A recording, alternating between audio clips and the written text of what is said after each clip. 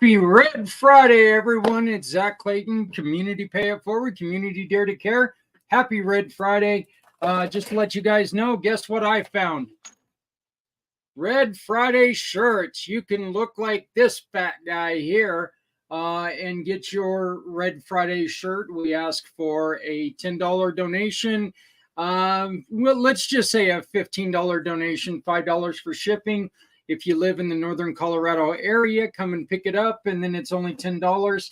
You can get your Red Friday. Always support our troops on Friday by wearing red. Remember, everyone deployed. Very special show today. Many of you guys know this show, Community Impact, is on a little bit of a hiatus because we're trying to make sure that we put out the best show possible. But today is a very, very special occasion because we have two brand new family members that we get to bring you. We get to bring you a brand new partner, and we get to bring you a brand new mission partner, giving partner and a mission partner. So we're going to introduce them today by starting out by introducing you to Keith from Once Upon a Time, Inc. Very, very unique nonprofit in New York where they're taking and they're teaching business while teaching arts. Look, any of us who are in business can tell you that there's not a lot of difference there, okay? We like putting our own spin on our businesses. Well, that's being an artist. That's what it is, okay? You know, artists take and do different things all the time, trying to create and improve their craft. That's what we're trying to do all the time. Up in the corner, you will see the QR code for Once Upon a Time, Inc. All you got to do is scan that little QR code with the little telephone thingy there, add it to your homepage. When you add it to your homepage, then every purchase that you make with one of our giving partners, in which you're going to meet Publio a little bit later in the show, every time that you shop with a brand new partner, you can give to great organizations like Once Upon a Time. So if you want to find more of those wonderful, wonderful mission partners, just simply go to the website communitypayitforward.us/mission partners. Communitypayitforward/mission partners. But once again, this is a brand new, he just signed with us yesterday. This is Keith, the president, and the gentleman who has taken over Once Upon a Time, Inc. We recorded this morning, and it's so important. I wanted to get it out to you guys right away. So here we go. This is our interview with Keith, the founder. I'm sorry, not the founder, but the president of Once Upon a Time, Inc. Well, of course, I gotta, get there, but here we go.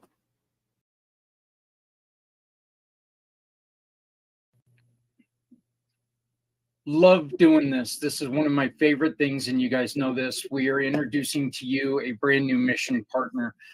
Keith was introduced to me the other day by a great mutual friend, and when we went through and we did our little bit of a phone call, Keith was very receptive, and he is allowing us to become part of what he is doing, which means the world to me because we can now tell his story. Keith, you are the president, correct? Of the chairman of of the Once Upon a Time Inc. That's right. Please tell us about the history, because you're not the founder. This has been around for a little bit. Yep. But you've picked up the mantle and went with this organization, which to me is a fantastic organization because you're involving arts.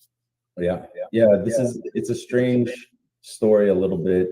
There was a woman and a man named Terry and Mark Arbell, and they were a married couple, never had any children or anything like that, but they the labor of love was this business, and for 40 years they put this together, where Terry was a ballet ballerina and a teacher, and then she was also a New York State certified teacher. And so, well, her dream was to bring ballet and the arts and everything to this community here in Richmond Hill, New York. And they started at a different location where I was a student of theirs, actually. I played violin for 2 years over there, and then they had a dance summer course where my parents put my brother and I in there, and I spent the thing. And Terry said to me at the end of that course, she said, you could really do ballet. And I'm just like, really? Yeah. She's like, yeah. She goes, yeah, you're pretty good at it. I'm like, okay, so what do I have to do? And she says, well, you have to, you pay tuition, and then you have to wear the uniform. I'm like, what's the uniform? And she said, these tights. And I said, no, thank you. Yeah. And, and that was the beginning of our meeting and whatever. But I left for a while.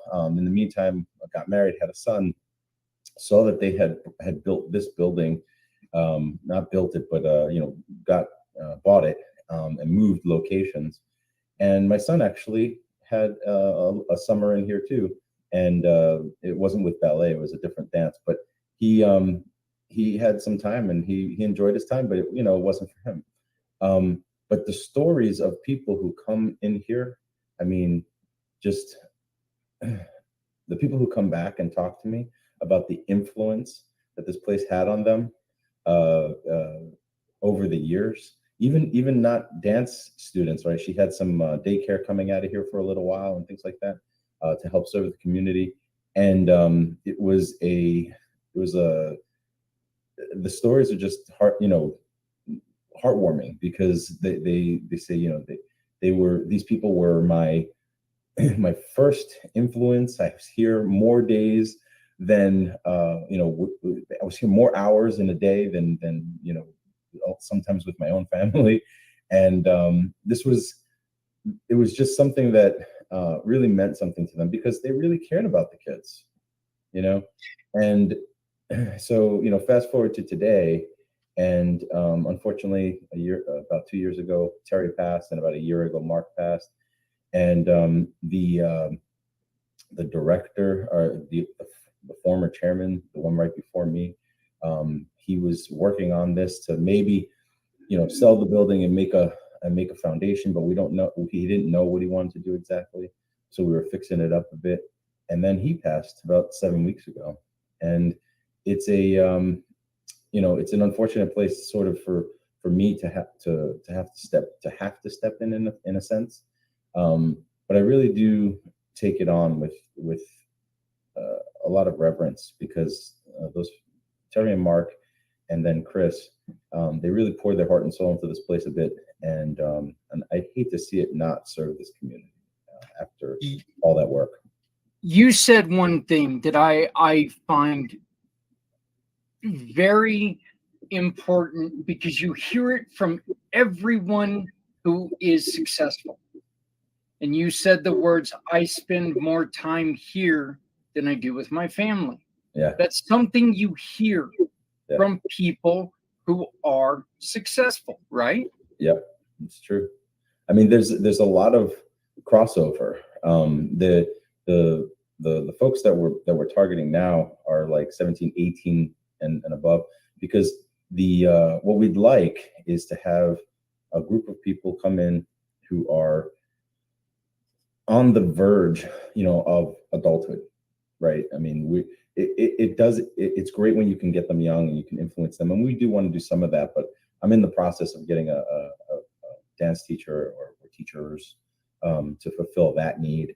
But the thing that I always thought was kind of more important than even the dance itself was how it affected the youth, how it affected them, and how they grew up with learning discipline and other things, in order to help them with their life. And the program that we've developed now for it's a 90-day program. where we're going to have folks come in here and actually learn about the mindset of being successful to start off with, and learn about the habits that they, building good habits, and how those habits turn into what your life becomes. And it's just like, with the arts, when I tell people we've combined the arts and business, it's a little confusing to them, because they think, oh, the arts are all creatives, but there's a business around being an actor, being a musician, being a dancer, right? And if we can help them learn the stuff just a little bit, mostly with mindset and some skills, how to communicate and things like that, if we can help them do that while they learn their dance, while they learn their art, then I think we're setting them up for a better future, And if they're looking to, say, create a business out of being a dancer, and we can show them that, there was an example I love to use, which is being a comedian, right? Jerry Seinfeld came on one time and he says, being a comedian is not just fun and games. It's real work, and you have to work and write jokes for 1 hour a day minimum. And dance and everything else is the same way. You have to practice. You have to dedicate your time. And I've seen too many struggling dancers and actors to know that if you don't take it seriously and you don't have a plan, it becomes a more of a dream than it is a business. And a lot of people, they won't make it if they don't take it seriously and they don't have some skills. I liken it to being a doctor or a lawyer or something like that, who they learn one skill, but then you try to make a practice out of it, right? You go and build a practice, and they don't know how to market themselves as a business. They don't know how to hire a team that will help them and support them. They don't know how to do the books or anything like that. So if we can teach some of that to these, now adults who are being thrown into the world, we're giving them a step up. Don't you really depend on your creativity as a business person anyway? Don't you want, and this is coming from a guy who, I created something a little bit different.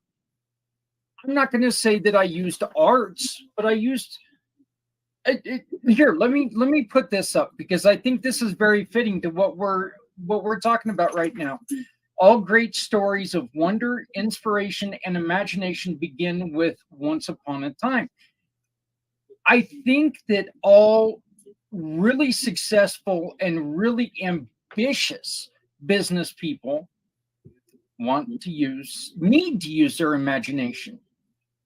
Don't you? Absolutely. There's a tremendous amount of creativity that's required just to make the kinds of plans that go into action. And in the military, when we had a thing called the military decision-making process, and it revolved loosely around sort of the engineering process, right? You figure out what your goal is, you figure out the resources you have or would like to have, if you can resource them in time, you do some planning around that, you make some courses of action, and then you turn around and you sort of pick one and then war game that, and then practice it and try it out, and then move on to actually execute, and then you review. And that process alone is one of the things that I think it's a process, and people think that process means lack of creativity, but there's so much creativity in that process, so I think people need to learn that. Let's talk about this wonderful group of people you have right down here. Are these people that you brought on, or are these people that are left over from the old regime? These are people that I've worked with in the past, and I'm bringing their stories to once upon a time, because quite literally, they are the kind of people that we're looking for. There's one more that I didn't show here because I don't have a picture of it yet. But she started as a small child here at once upon a time. She was a little ballerina, and now she's 14 years old, and she's studying at the School of American Ballet, and that's in Manhattan.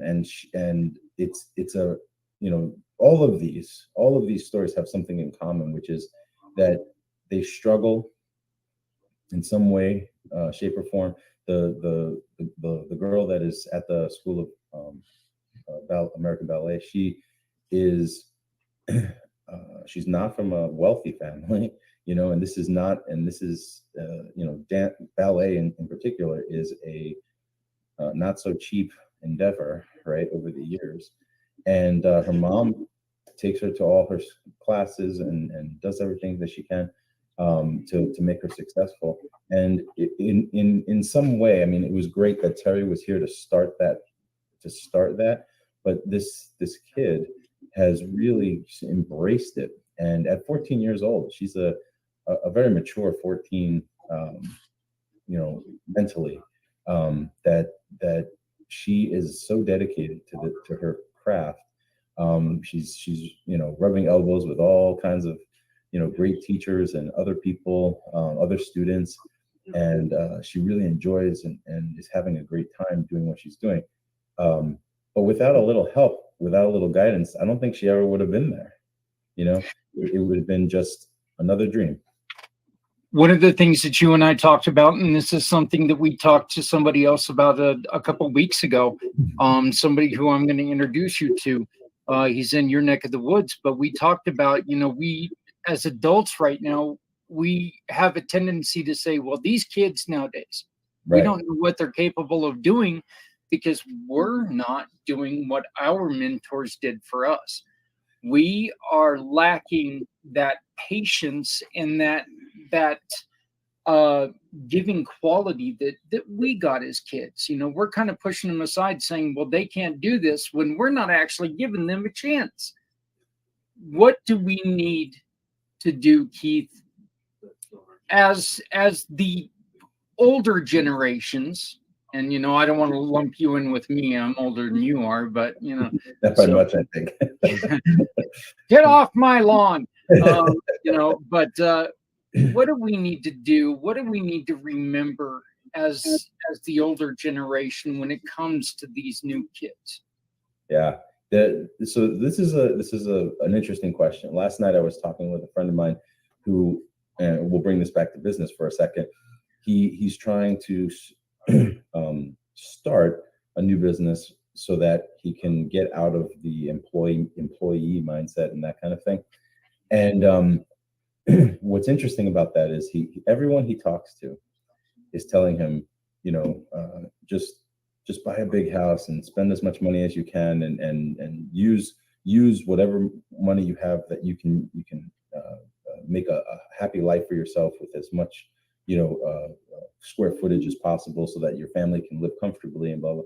And he says, shouldn't I do something where I can live modestly and then have money to do other things, be with my family and take care of repairs if necessary and go on vacations and do that kind of stuff.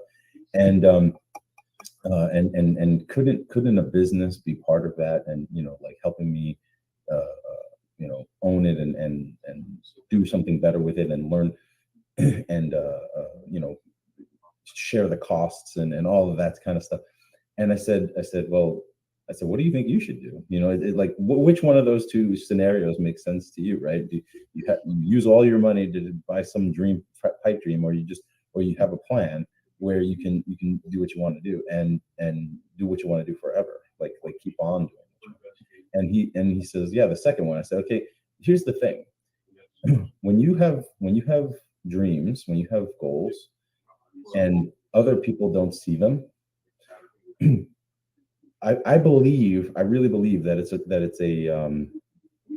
a part of like their protection of you, and it's kind of done out of love, but they really do tell you a lot of negative stuff, right? They tell you don't do it because it can't be done, or don't do it because it it doesn't sound like something that I would do. Yeah.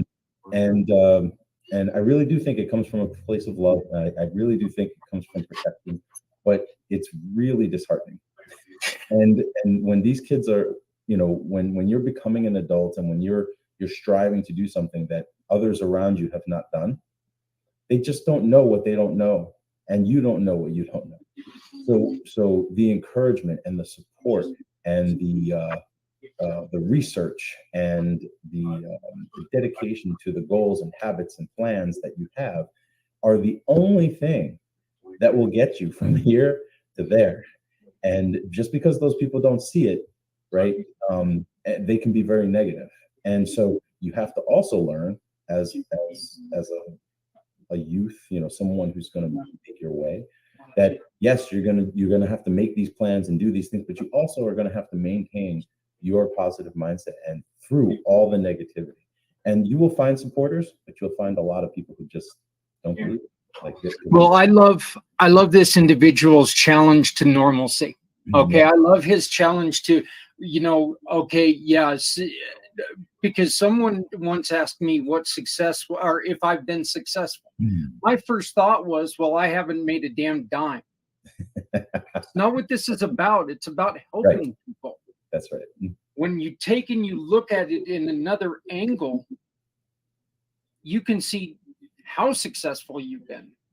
And I think that that's so very important. Yeah. I want to do this real quick. And this is something that you shared with me. And I want to make sure that we share it with somebody else. You shared this video with me. And this is a classmate of yours. Yep. A story about his 12-year-old son who took his own life. Yes. I watched this just minutes ago. And I'm telling you something, my heart still hurts. Yes. For this family. But I am very encouraged for what this family is doing. Yep. But my heart, my heart is so heavy for this family. This individual, you met him. Why don't you tell us the story on how you met him? Oh, well, we were classmates at West Point together, and honestly, we weren't super close friends, but I followed him on Facebook for a long time. And he's been I followed him, I guess, mostly because he was one of the success stories in the civilian world over all the military folks that are out there. And I liked following him to see what he, was up to lately, and it was heartbreaking one day after, during COVID when he started posting things about how he was dealing with his son's suicide, and I couldn't believe it. I mean, he was the video that you're showing is a movie called Almost 13, and it's about his son Hayden.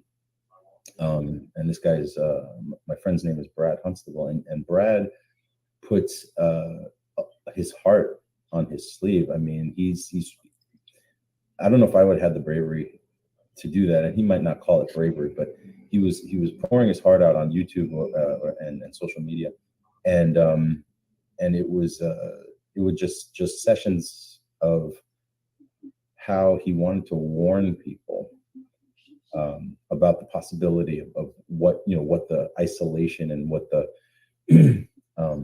kinds of things that were going on during COVID could do to a child's mind. I mean, the saddest part about this is he was almost 13 and he was just angry.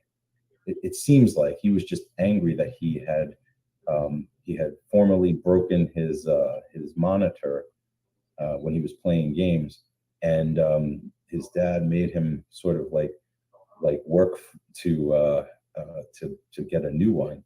And then just before his 13th birthday, he got a little angry and he threw the same remote, and broke it again. And I guess because of the isolation and because there was almost going to be a party on the video chat, there was going to be that was going to be his birthday party. I guess he took it upon himself to just go in the closet and hang himself. I mean, it was desperation, depression, all these things. And it's not, not to make light of a child's mind, and I think emotions are just stronger there.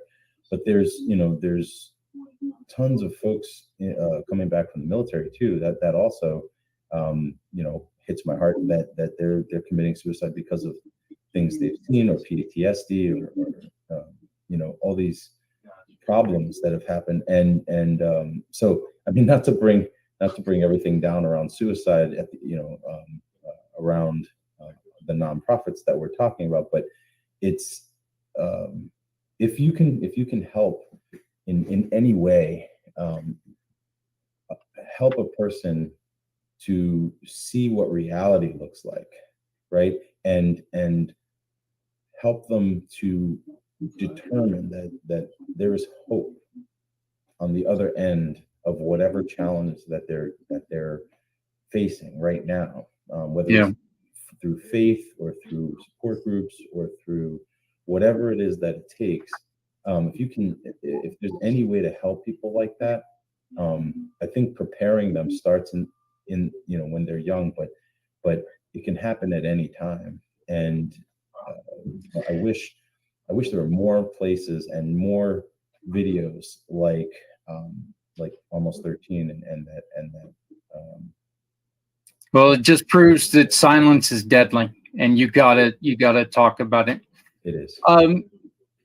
Keith, as we've mentioned, you have went on ahead and you've joined the Community Pay It Forward family, which means one simple thing. You see the QR code there in the corner.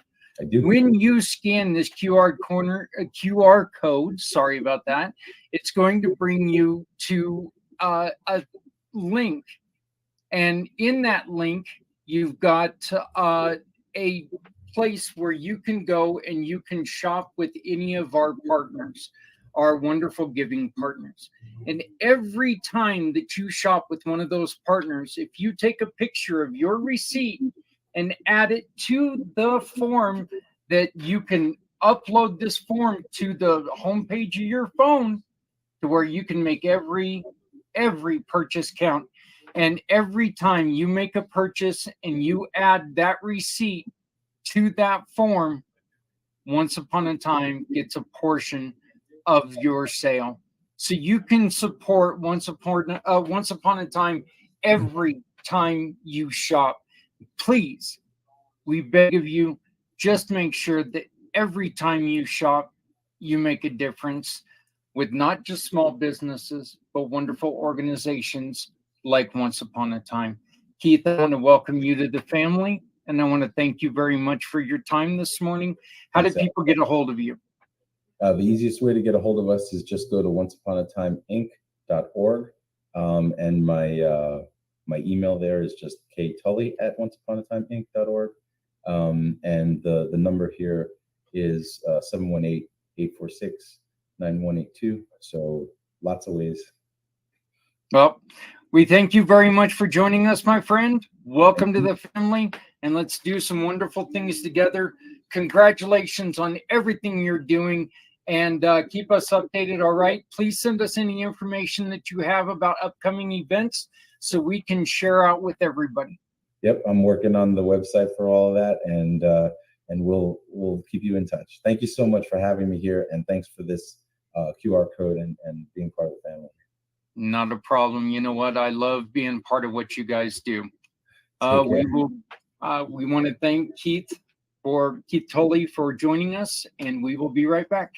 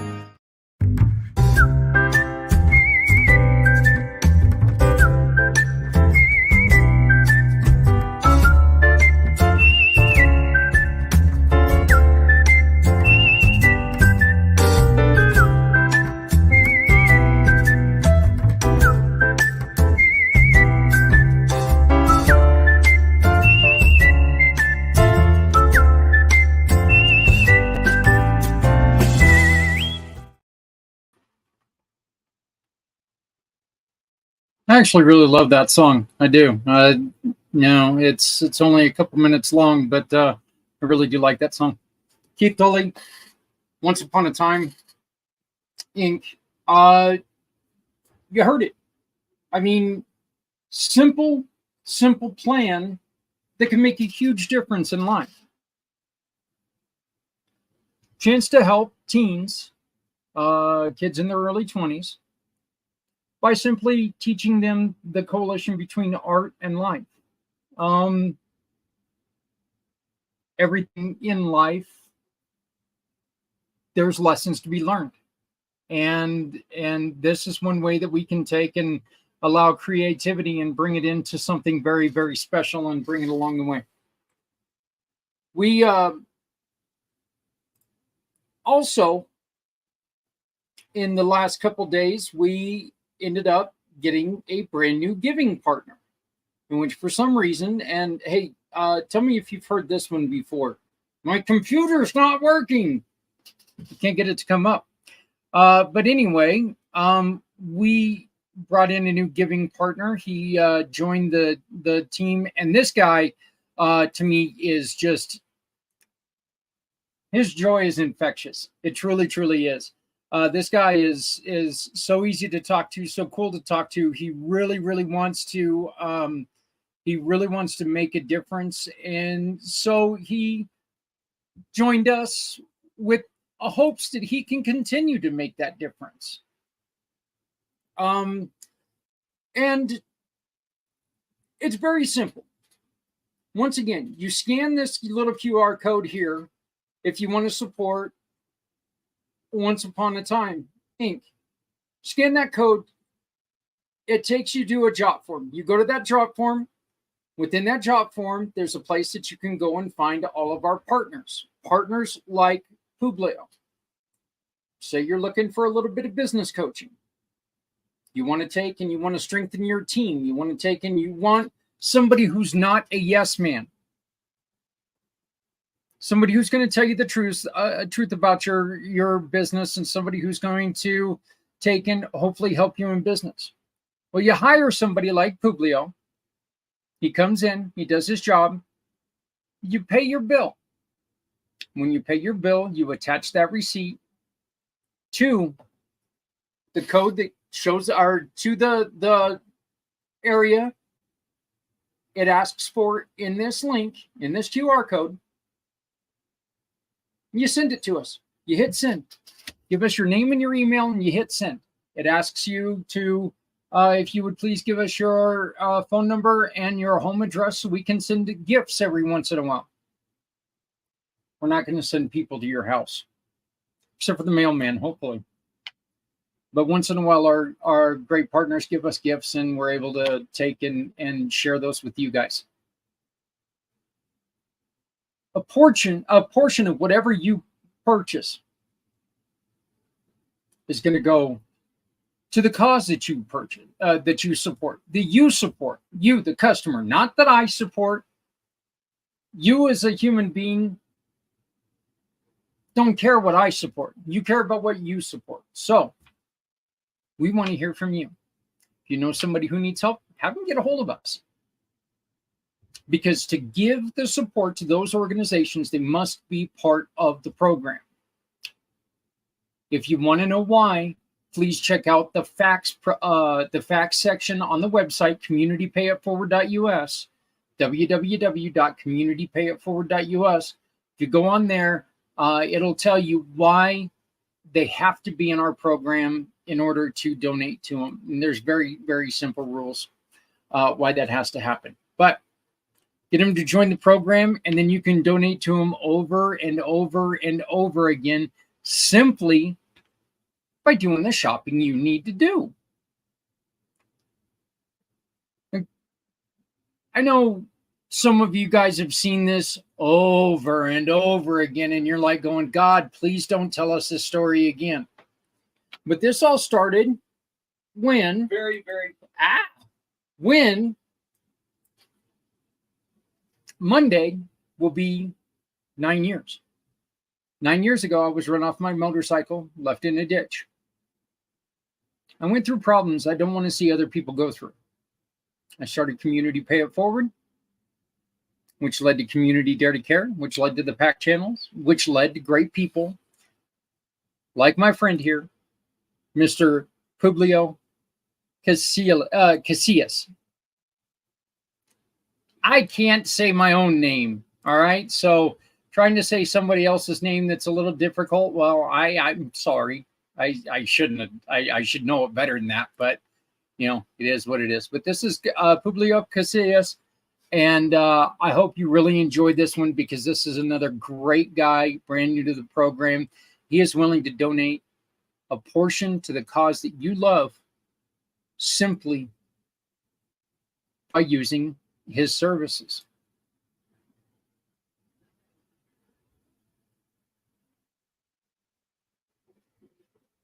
I don't see him. There he is. Okay. I think we got it going now. My computer might wake up sometime this week. Very, very, very proud to welcome in Publio Casillas to the Community Pay It Forward giving partners. He is a brand new gold partner. We are thrilled to bring him in. He's got two programs he's working on, Zafiri and Davy, and we're going to be talking a little bit about all this. This is huge training, trying to get businesses up off the ground. Other than that, you don't do much. You know, you're a veteran. You know, not a whole lot to talk about, is there? Oh, I do so much. Yeah. Tell me, Publio, what are some of the mistakes that you see when somebody's going to start a business? What is like the main mistake that you see? I think one of the main mistakes is not having a clear vision and not having a plan. Sometimes jumping in head first, you're going to find out there's no water, you know? Yeah. Little analogy, but that's what the biggest initial thing. The second thing is not having a long-term plan or strategic plan in order to continue being profitable. And I apologize for the music in the background. I got a clock that chimes every so often. But it's really important to people. They need to think about this stuff and plan it. Business plan is very important. You shouldn't start without one. And those are really the most important things that people miss, I think. And you've got in your training, there are three aspects that you really focus on. You want to talk about those?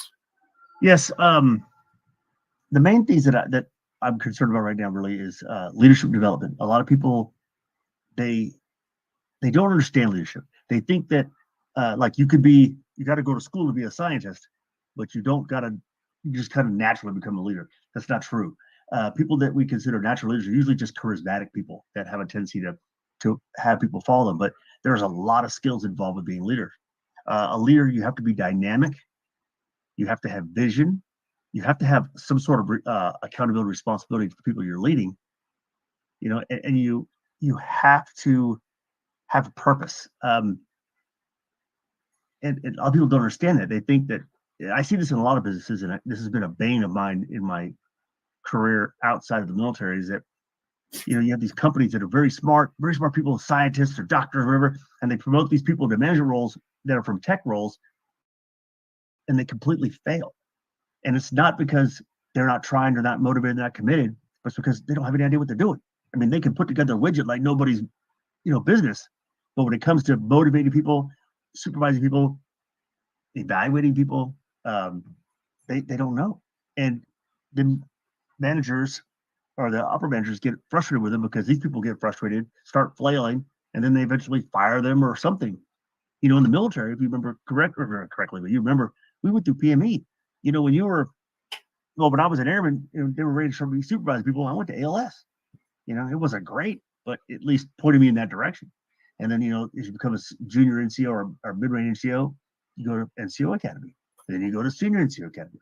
And these things are designed to prep you for that part of the job.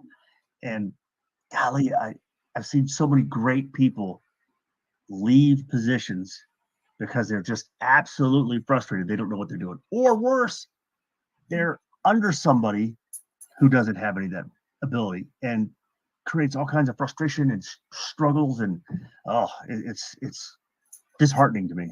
So that's what I want to teach. One of the things about is leadership. I want to teach that. Another important part is customer service. It's funny. People talk about these things, leadership, customer service, but they don't really know what they're talking about. Being customer centric, I think, is a better word. Is it when you're talking to your customers, you should have a clear idea of what you want them to glean from or to learn from what you're giving them. There's an expectation they have of what your service or product will be. And our responsibility, one, is to make sure we manage that expectation so that it's not something we can't deliver. And so then they understand. And two, that they get what they're asking for. I see a lot of times people, they have an incorrect expectation of what the service or product will be.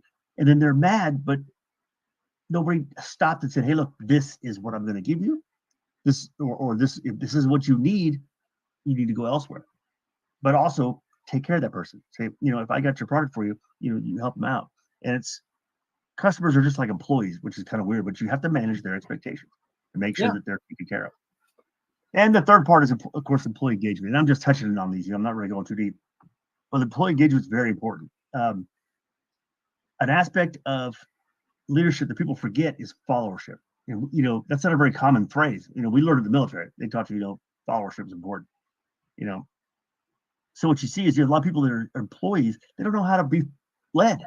They don't know what's expected. And what's worse is these leaders that don't know what they're doing don't put out clear expectations and then are upset when the employees don't provide or produce what they want. And nobody's happy because nobody met expectations one way or the other. And it's just, there's so much value that can be put into leadership, your customers, and your employees to make not only it efficient, but have everybody having a good time. When you communicate with somebody and you understand, it's a great moment. When you don't understand, when you get frustrated, when you like to be happy all day. Yeah. Yeah, that would definitely be nice. I want to ask you a question, because something that we were taught as from the very beginning of our work career is that the customer is always right. That's not true. It's not true. But the customer should always have the right to know what they want. And you need to make sure that they understand that, you can help guide them to get to what they want. Yeah. And is that, and I know that every customer in the world just sat there and kind of cringed when I said that. Like, wait a minute. But a customer can't come to you, or if a customer comes to you and they're expecting something that you can't provide, then it doesn't do them any good, right? That's exactly right. And part of that's the provider's fault. We need to make sure that the expectations are clear. Good example. This is a kind of a weird example that happened when I was working in plasma. Is that in a plasma donation center, people come in, they have to be a certain level of health or healthiness to be able to donate plasma, right? A lot of people don't understand that concept is not a charity. It's actually business. You know what I'm saying? So people will come in and expect a certain amount of money, which we will broadcast. But I had one young lady that came in one time when I was working in Mississippi. Very nice young lady, very in trouble, needed some help, and she wanted to donate. And when we went through the screening process, we found out she was pregnant. She couldn't donate, because it's, of course, unhealthy for her, unhealthy for the baby. And she was in tears, and she wanted to speak to the manager, who was me. And I came out there, and she was begging me to let her donate. And what the expectation to understand was, I can't, and I wouldn't, because it would actually put her in harm's way. But that doesn't mean that my commitment to the customer ends there. So what we did is, I got together with my head nurse and my security guard, and we found out that she was homeless. We contacted the women's shelter. We got her some food. I mean, that's customer service. She wasn't, you know what I'm saying? And it wasn't me only. I mean, my nurse was very helpful. My security guard went way out over the top for this poor young lady, and we took care of her because she's still our customer. Customer doesn't necessarily mean there's money changing hands. It means it's someone that we are taking care of. See that right there, that right there, to me, being in the business that we are in together now, that's a beautiful thing, because you know what? Look, everybody comes to you for a reason. Yeah. We can't help everyone with what they're asking. We can always help people.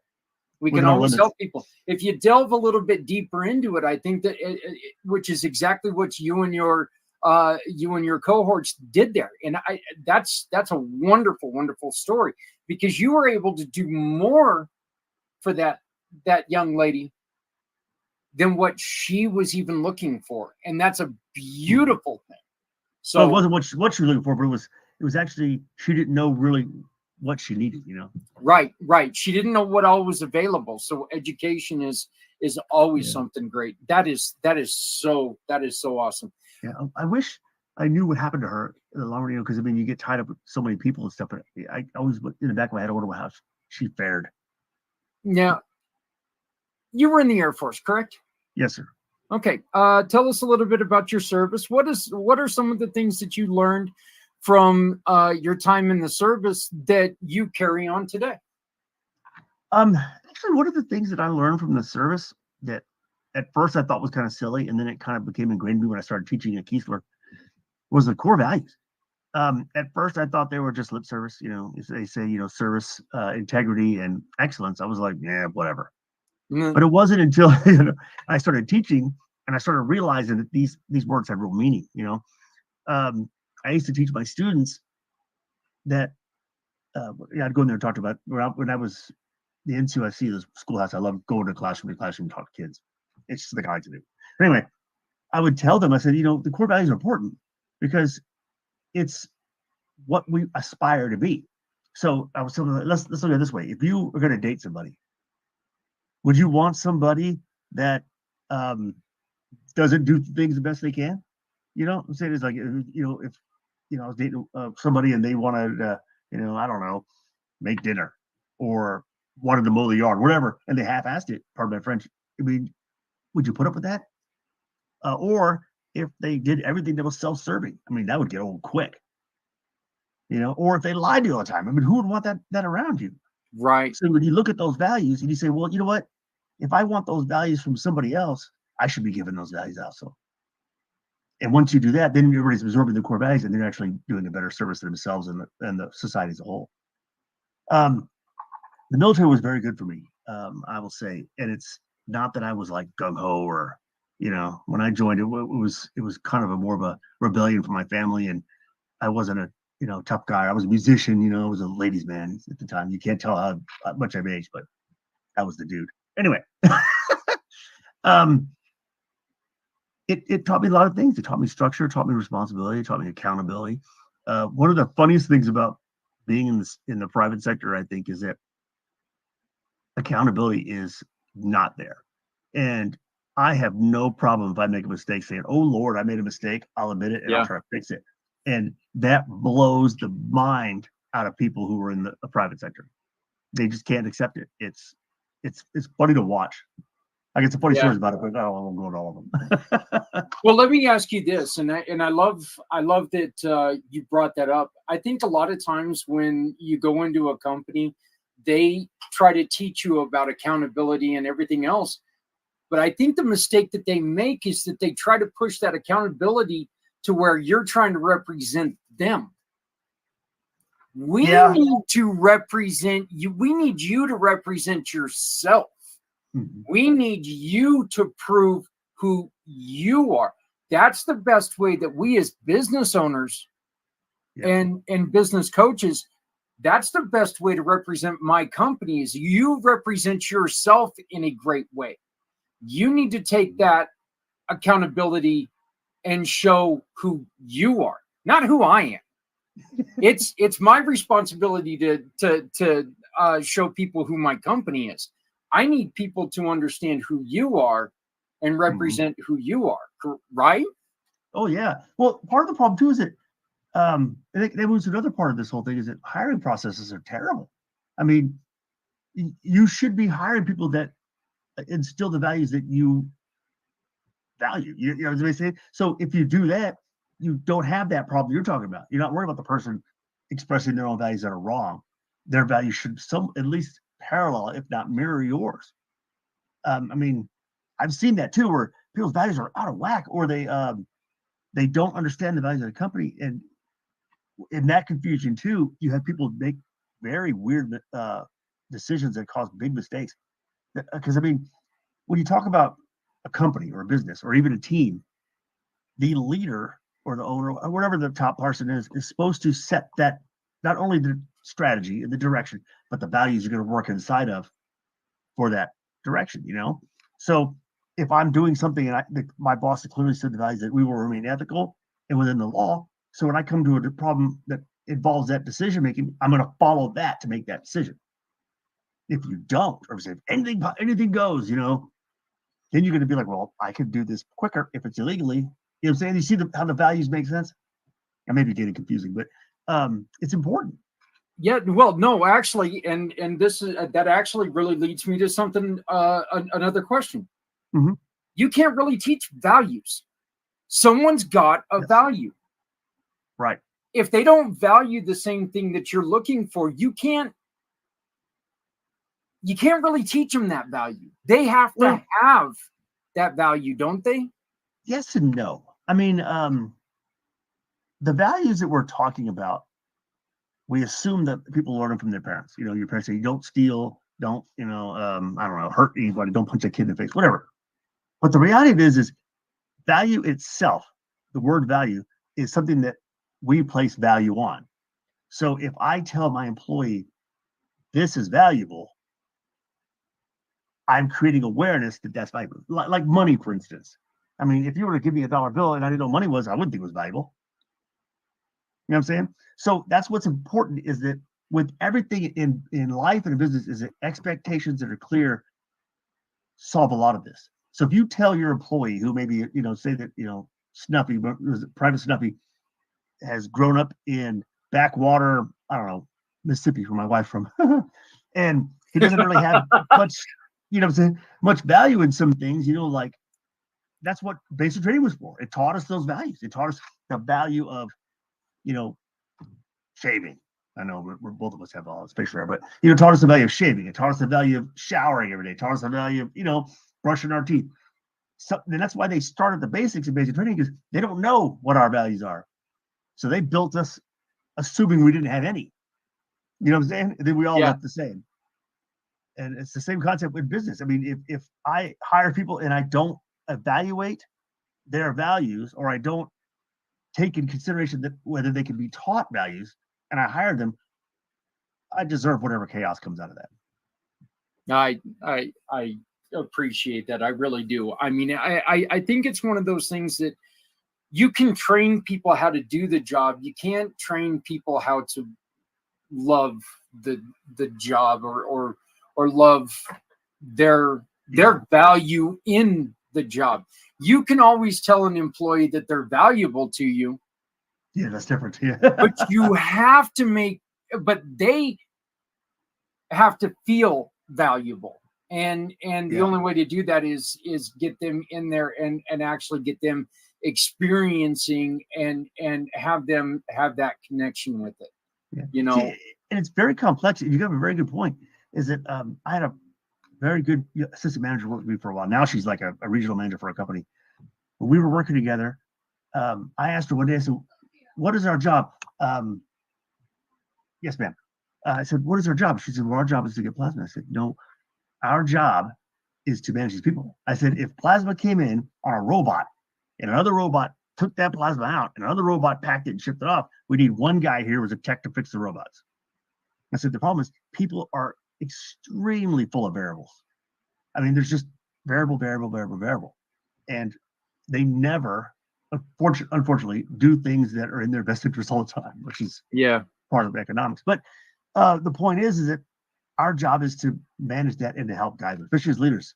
We have to guide them. My job as a manager or as a leader is to facilitate my employees to do their job. If there's an obstacle, I need to find a way to remove it.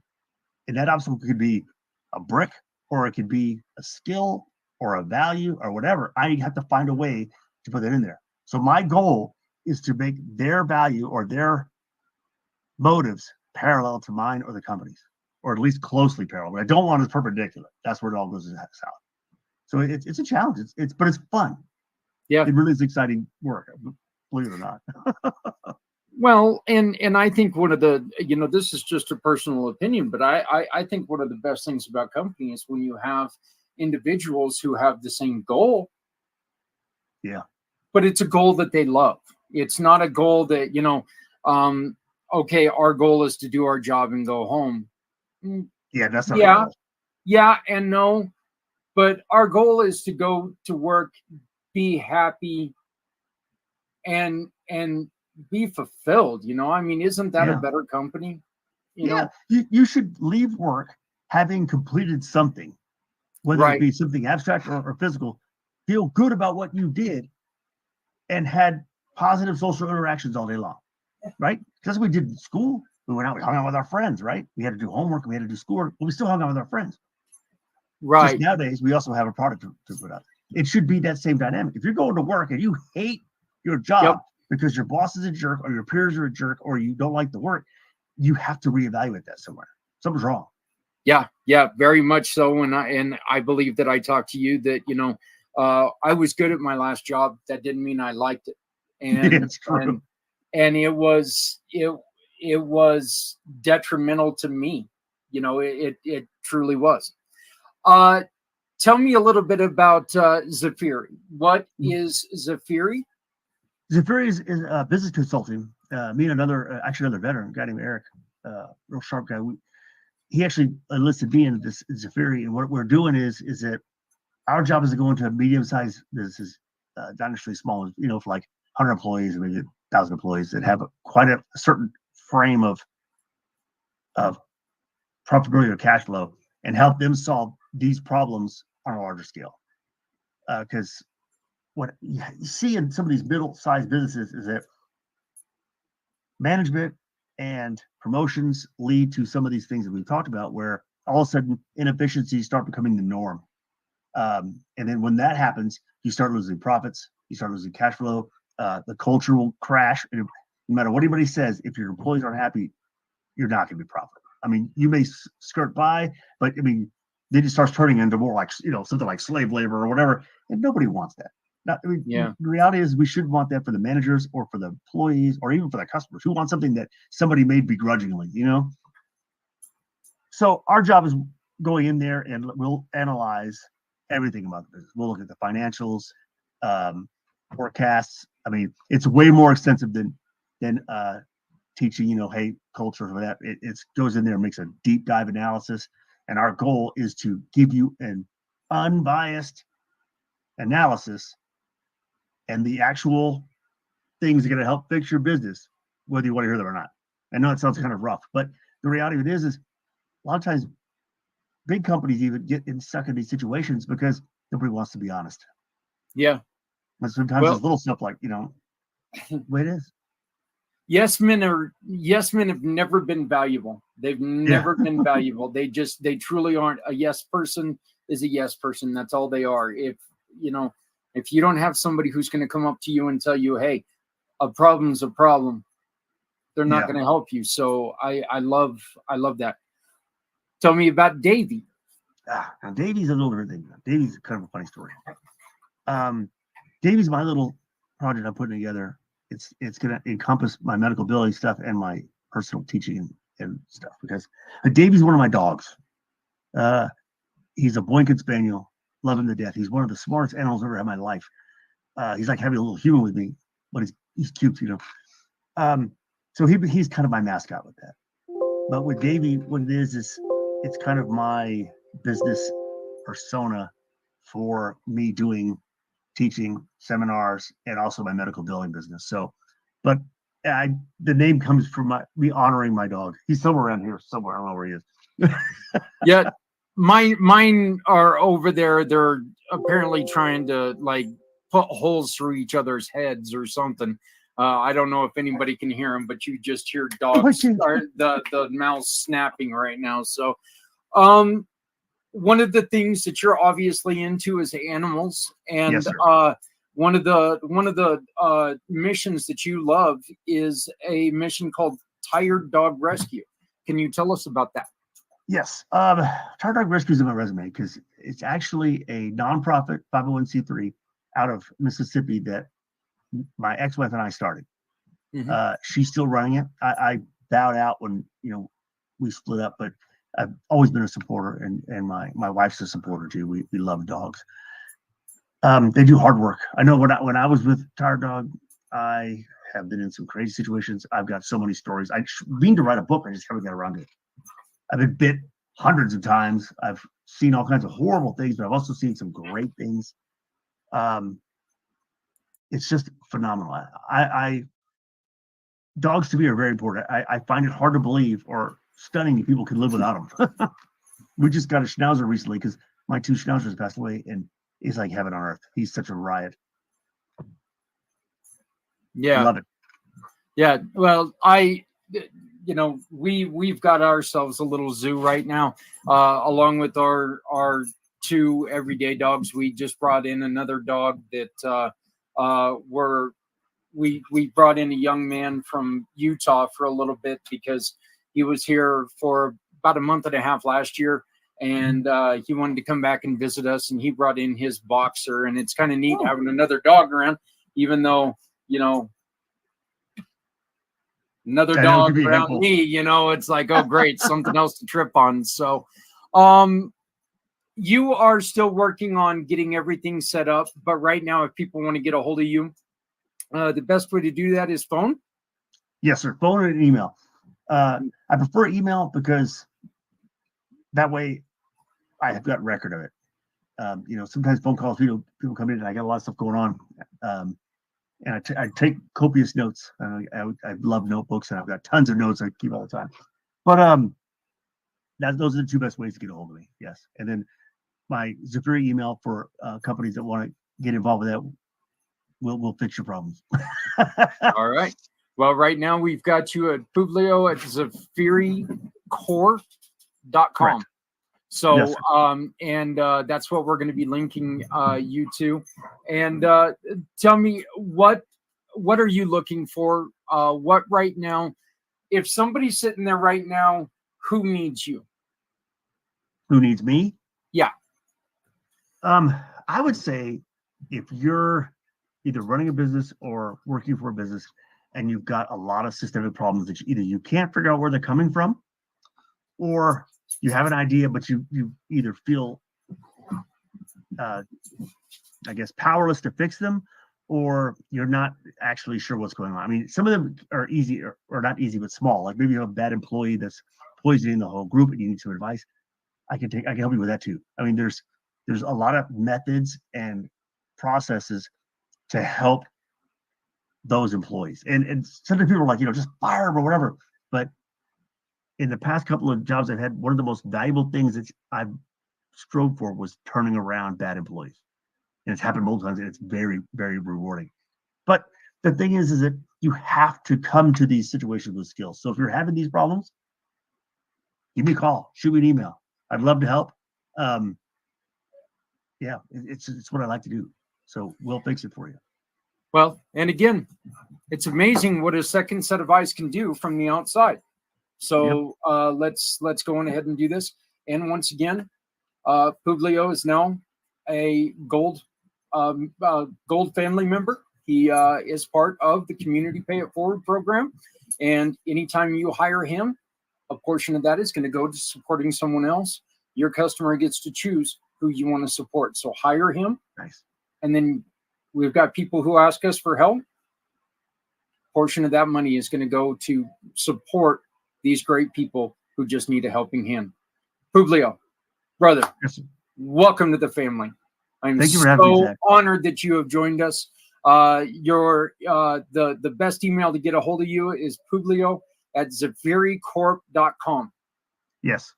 All right. My alternate email is CasillasPublio@yahoo.com. Yeah.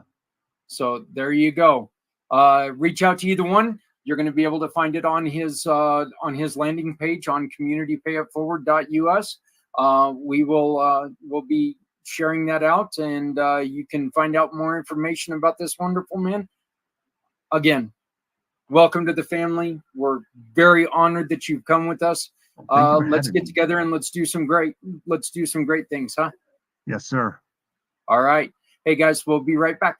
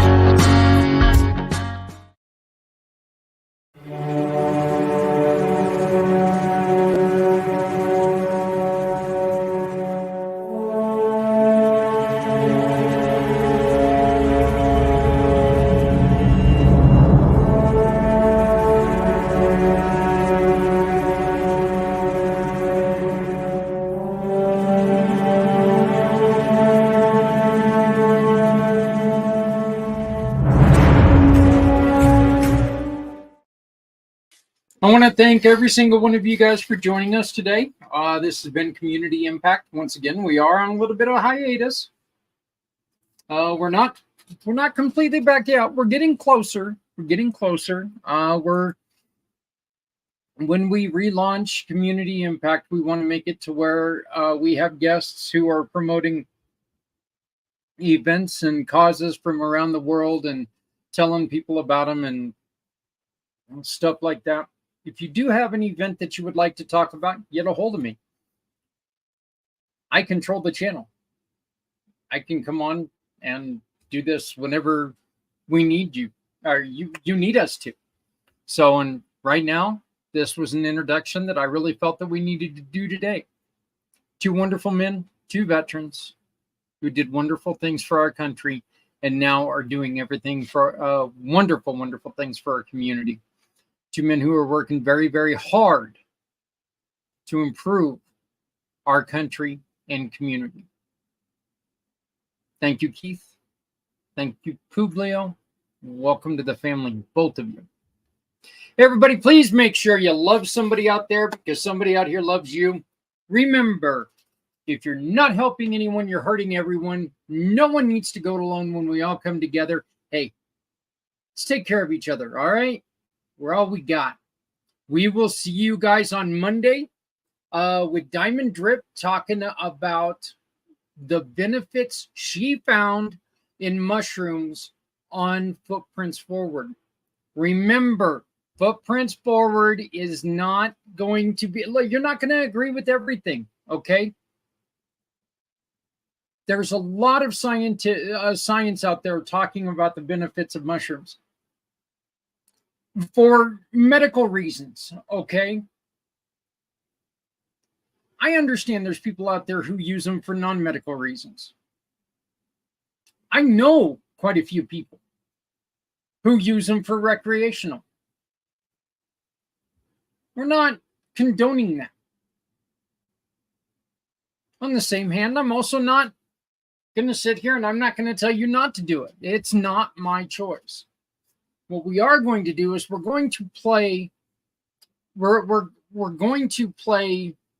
an host to people who have experienced a reaction from a resource that deals with mental health and suicide ideation. Diamond Drip had this. She had this mental health problem. She found relief with mushrooms. I encourage you.